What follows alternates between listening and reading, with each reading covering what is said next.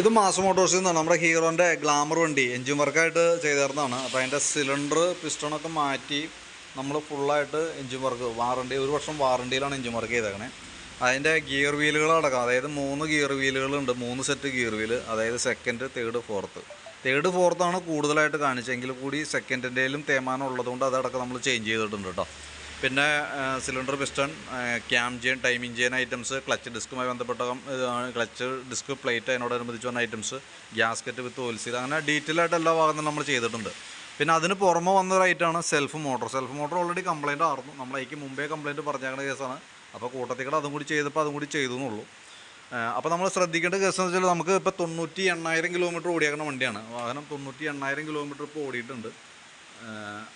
അപ്പോൾ നമ്മൾ കറക്റ്റായിട്ട് നമുക്ക് വാറണ്ടിയിലുള്ളത് കൊണ്ട് തന്നെ നമ്മൾ വാറണ്ടി പീരീഡിൽ നമ്മളൊരു പുതിയ വണ്ടി എടുത്തു കഴിഞ്ഞാൽ സാധാരണ രീതിയിൽ ഫ്രീ സർവീസിൽ എങ്ങനെ വാറണ്ടിയിൽ സർവീസ് ചെയ്യാമെന്ന് വെച്ചാൽ സെയിം രീതിയിൽ തന്നെയാണ് നമ്മൾ ചെയ്യേണ്ടത്. കാരണം വെച്ചാൽ നമുക്ക് എൻജിൻ പാർട്സുകളൊക്കെ പുതിയ ഫ്രഷ് ഐറ്റംസ് തന്നെ നമ്മൾ ഇട്ടേക്കണേ.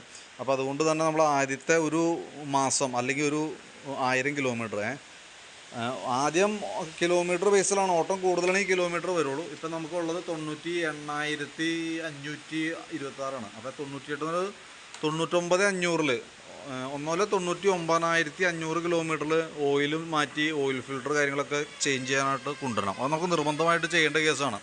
പറയാൻ കാരണം വെച്ചാൽ നമുക്ക് എൻജിൻ്റെ ഉള്ളിൽ ഒരു സ്ക്രീൻ ഫിൽറ്ററൊക്കെ വരുന്നുണ്ട്, റോട്ടർ ഫിൽറ്ററിനകത്തും അഴുക്ക് കാര്യങ്ങൾ വരും. നമ്മൾ എങ്ങനെയൊക്കെ ക്ലീൻ ചെയ്തിട്ടുണ്ടെന്ന് പറഞ്ഞാലും അതിൻ്റെ ഉള്ളിൽ നമ്മളിപ്പോൾ തുടച്ച് ക്ലീനാക്കി സെറ്റ് ചെയ്യുന്ന സമയത്ത് ഈ വേസ്റ്റുമായി ബന്ധപ്പെട്ട് വന്ന എന്തെങ്കിലും പൊടിയോ കാര്യങ്ങൾ എന്തെങ്കിലുമൊക്കെ ഉണ്ടെങ്കിൽ അതൊക്കെ വന്നിട്ട് സ്ക്രീൻ ഫിൽറ്ററിൽ ബ്ലോക്ക് വരും. അത് നമ്മൾ ഫിൽറ്റർ ക്ലീൻ ചെയ്യാനായിട്ട് അഴിക്കുമ്പോൾ അതിൻ്റെ കൃത്യമായിട്ട് അതിൻ്റെ ഡീറ്റെയിൽസ് അപ്ഡേറ്റ് ചെയ്ത് തരാം, അതിൻ്റെ ഉള്ളിൽ വരും. അപ്പോൾ അതുകൊണ്ടാണ് നമ്മൾ നിർബന്ധമായിട്ട് അത് ചെയ്യാൻ പറയുന്നത്. അത് നമുക്ക് ഓയിൽ പമ്പിങ്ങിനെ ബാധിക്കുന്നത് കൊണ്ടാണ് നമ്മൾ നിർബന്ധമായിട്ട് അത് ചെയ്യണമെന്ന് പറയുന്നതിൻ്റെ കേസ്. പിന്നെയെന്ന് വെച്ചാൽ നമുക്ക് വേണ്ടത് എല്ലാ 3000 കിലോമീറ്റർ ബേസിലാണ് നമുക്ക് അതിൻ്റെ സർവീസ് കാര്യങ്ങൾ വരാം. ഓയിൽ ചേഞ്ച് വിത്ത് സർവീസ്, ജനറലായിട്ടുള്ള സർവീസ് അല്ല നമ്മൾ ഉദ്ദേശിക്കുന്നത്. എഞ്ചിനുമായി ബന്ധപ്പെട്ട് നമുക്ക് അതിൻ്റെ ഡീറ്റെയിൽ ആയിട്ടുള്ള ചെക്കപ്പ് കാര്യങ്ങളൊക്കെ ഉണ്ട്. അതായത് ഓയിൽ പമ്പിങ്ങിൻ്റെ കേസ് നോക്കേണ്ടതായിട്ടുണ്ട്, അതിൻ്റെ അങ്ങനത്തെ ബാക്കിയത്തെ എല്ലാ ഭാഗങ്ങളും നമ്മൾ ചെക്ക് ചെയ്യേണ്ടതായിട്ടുണ്ട്. അതിന് വേണ്ടിയിട്ടാണ് നമ്മൾ കറക്റ്റ് സർവീസ് പീരീഡ് കാര്യങ്ങളൊക്കെ പറയണം. അപ്പോൾ അത് നമ്മൾ അതിൻ്റെ ഡീറ്റെയിൽസ് നമ്മൾ ഇവിടുന്ന് ഇൻഫോം ചെയ്യാം, ഏത് മാസമാണ്, അതിൻ്റെ എത്ര കിലോമീറ്റർ ഓടുമ്പോൾ അങ്ങനെ ഡീറ്റെയിൽസ് ഇവിടുന്ന് അപ്ഡേറ്റ് ചെയ്ത് തരും കേട്ടോ. അത് പ്രത്യേകം ശ്രദ്ധിക്കുക.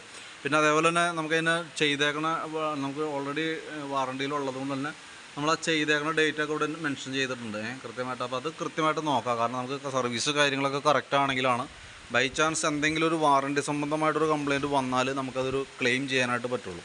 ഓക്കെ, അപ്പോൾ അത് കൃത്യമായിരിക്കണം, അത് പ്രത്യേകം ശ്രദ്ധിക്കുക. അതുകൊണ്ട് നമ്മൾ അത്ര ഇമ്പോർട്ടൻ്റ് ഉള്ളതെന്നുള്ള നമ്മൾ എടുത്തെടുത്ത് പറയണതിൻ്റെ കേസ് കേട്ടോ. പിന്നെയെന്ന് വെച്ചാൽ നമുക്ക് ഈ സൈലൻസർ നമ്മൾ ഓൾറെഡി ക്ലീൻ ചെയ്തതാണ്.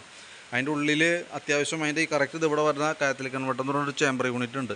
അതിൻ്റെ ഉള്ളിലുള്ള ഓയിൽ ഒരു കാരണവശാലും പോകാനായിട്ട് മാർഗ്ഗമില്ല. നമ്മളതിൻ്റെ ഉള്ളിൽ ശരിക്കും പറഞ്ഞു കഴിഞ്ഞാൽ നമുക്ക് 2 സൈഡിൽ നിന്നും നല്ല പ്രഷറിൽ വെള്ളം അടിക്കുക. ആദ്യം നമ്മളൊരു കെമിക്കൽ അതിനകത്ത് മിക്സ് ചെയ്ത് വെച്ചതിന് ശേഷം 2 സൈഡിൽ നിന്നും പ്രഷറിൽ വെള്ളം അടിച്ചിട്ടാണ് അത് ക്ലീൻ ചെയ്യുക. പക്ഷേ ഇതിൻ്റെ ഉള്ളിൽ വന്ന ഐറ്റംസ് എന്തെങ്കിലും പോകാനായിട്ട് സാധ്യതയില്ല. അപ്പോൾ അതുകൊണ്ട് തന്നെ വണ്ടി സ്റ്റാർട്ടായിട്ട് സൈലൻസർ ചൂട് വന്ന സമയത്ത് സൈലൻസറിനകത്ത് ശരിക്കും ചൂടാവുമ്പോൾ സൈലൻസറിൻ്റെ ബാക്ക് സൈഡിൽ നിന്ന് നീരാവിയോട് കൂടിയിട്ടുള്ളൊരു പുക പോലെ കാണും. അതൊരു കംപ്ലയിൻ്റ് അല്ല, അത് കുറച്ച് ദിവസത്തേക്ക് ഉണ്ടാവും. അത് അങ്ങനെയാണ് തീരുള്ള കത്തി തന്നെ വേണം പോകാനായിട്ട് കേട്ടോ.